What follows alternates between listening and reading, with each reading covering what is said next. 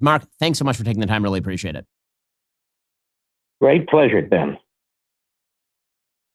So, Mark, why don't we start with the obvious, your quick reaction to everything that's been transpiring over the course of the last 24 hours, Israel's attacks on Iran, Iran firing missiles into civilian centers in Israel. And now it appears contemporaneously right now, Israel is attacking the energy infrastructure in Iran, which is what it said it would do if Iran fired missiles into civilian areas. Well, Iran's trying to kill the Israelis.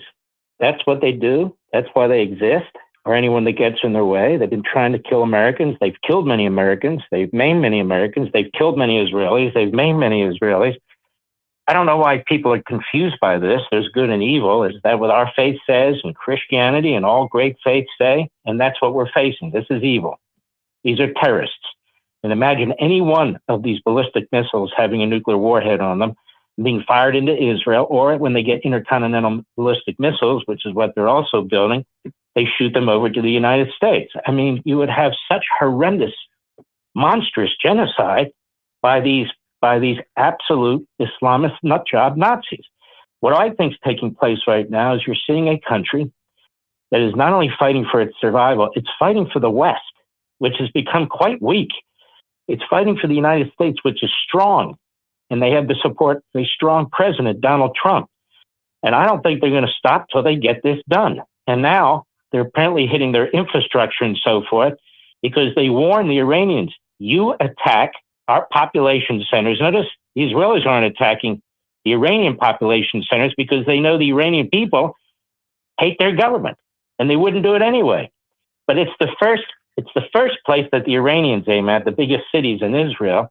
And so now the Israelis are taking out their infrastructure and they are going to crush that country. Now, one of the things I would tell your audience, Ben, is when you watch TV, you're only seeing one side of the war. You're seeing what's happening to Tel Aviv and Israel and so forth, which is bad enough.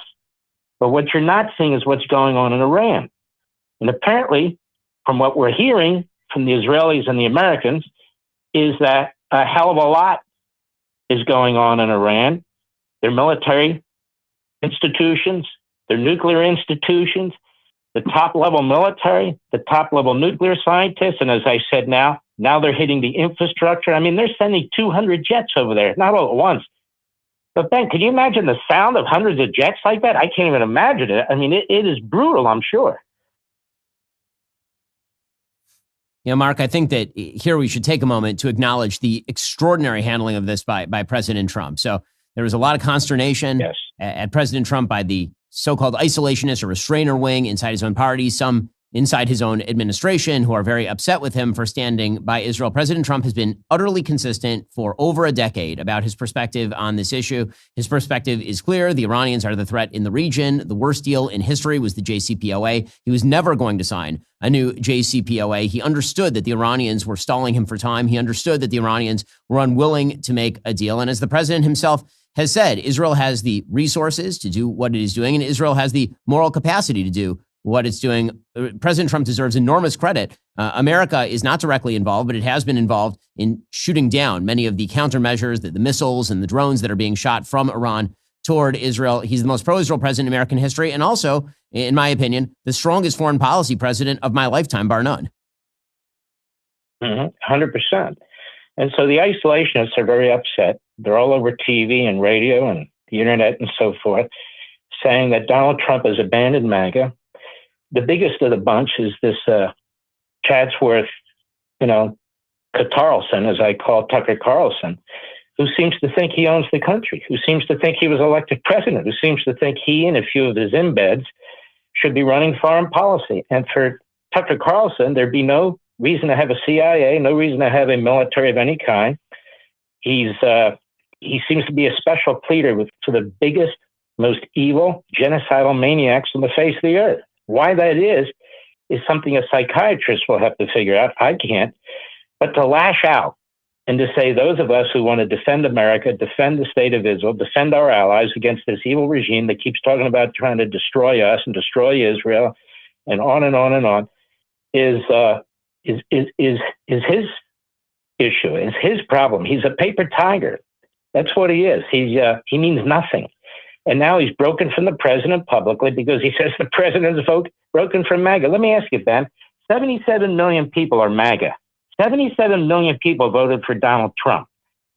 77 million people voted for Donald Trump, many of whom don't know who Tucker Carlson is or despise him and still voted for Donald Trump. Donald Trump has never been an isolationist. He wasn't in his first term, and he's not now. He's not an interventionist either. You know, he's not a John McCain or anything like that. He gave this regime, 1,000 opportunities to surrender their nuclear arms and their nuclear development, but they wouldn't do it because they don't want to do it.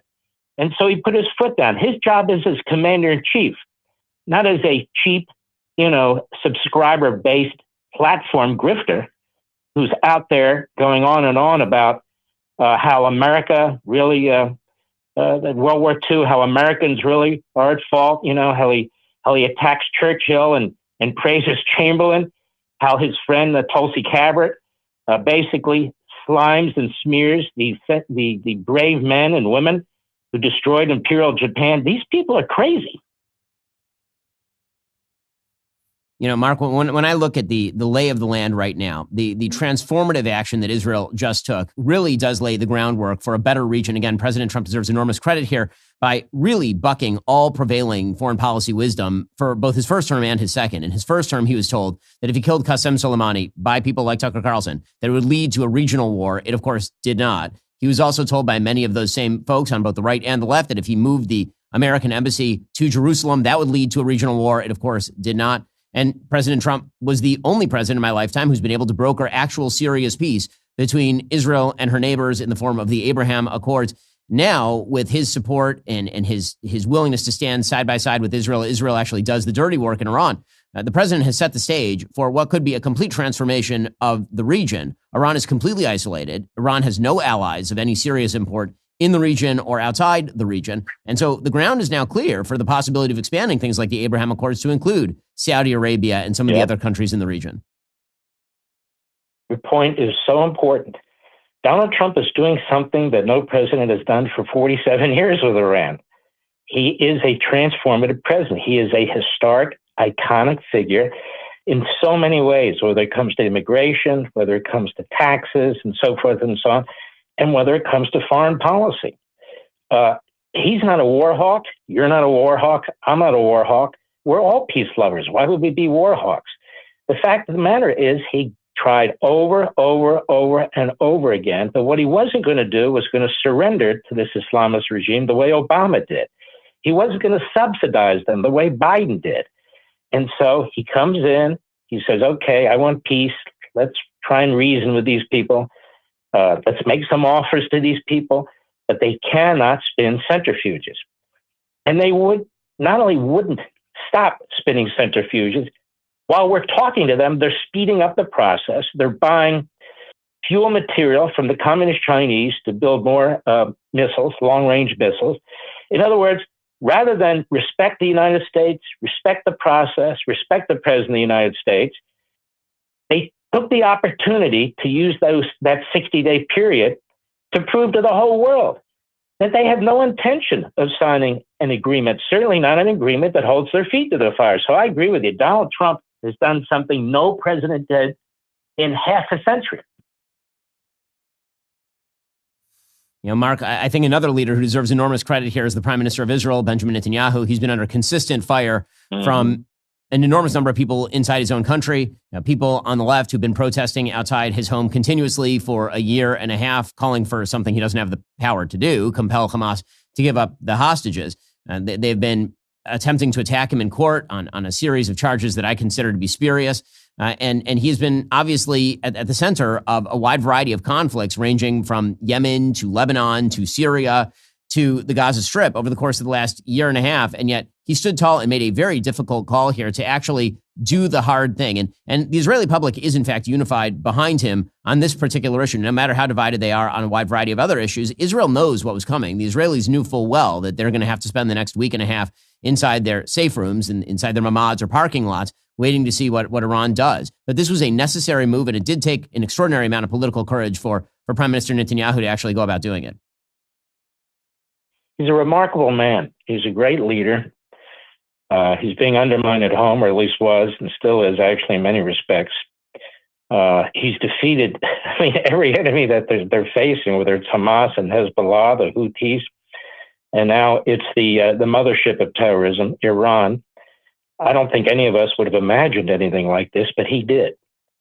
And he decided in some cases against the advice of some very weak generals and very weak members of his cabinet to pursue a course to put an end to this. No more halfway deals, no more Oslos, no more paper deals with Hamas and all the rest of it. Not after October 7th. And that's where he threw the gauntlet down and said, this isn't going to happen. He's an enormously intelligent man. He's an enormously brave man. You know, we're very lucky, Ben, to have these two great leaders in the world right now, Trump and Netanyahu. And I can tell you from my own knowledge, all these reports in Axios and elsewhere, by the isolationist embeds leaking against the president, leaking against Netanyahu, and undermining and disloyal to the president, as a matter of fact, that they were far apart, that Israel and the United States were far apart, that Netanyahu is a warmonger and Trump's not a war. No. These guys were together. They are close. There was no space between them. This decision that was made, the Israelis did in fact inform the United States based on what I'm reading here now. Why wouldn't they? Of course they would. And I just think what people should be watching here is it's like Reagan, Thatcher, Kohl, John Paul II. But in this case, you have President Trump and you have Netanyahu. This doesn't happen all the time. You know, in fact, it happens rarely. When great men and women, in some cases, they line up as leaders of countries at a time when they're needed. And this is one of those times. I mean, Trump and Netanyahu are absolutely fantastic. Well, that is Mark Levin. You can check out and should check out his show on Fox News, Life, Liberty, and Levin every weekend. Of course, you should check out his radio show and podcast as well, The Mark Levin Show. Mark, thanks so much for the time. Great to speak to you as always. You, and thanks for everything, brother. Take care.